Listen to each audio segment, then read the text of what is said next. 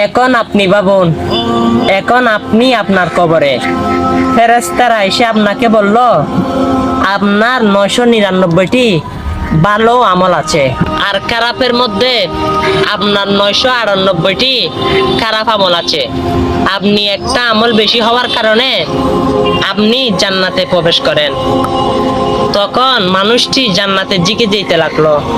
ফেরেশতারা পিছন থেকে ডেকে বলল, আপনার পাপের সংখ্যা 1000 হয়ে গেল, আপনি জাহান্নামে যান।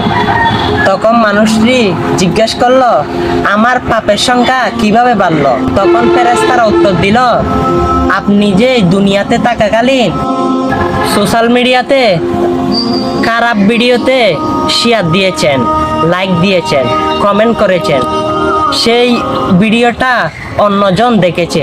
আপনার ভিডিওটা দেখে সেই মানুষটিও পাপ করেছে, আর আপনার আমল নামেও পাপের সংখ্যা বেড়ে গেছে।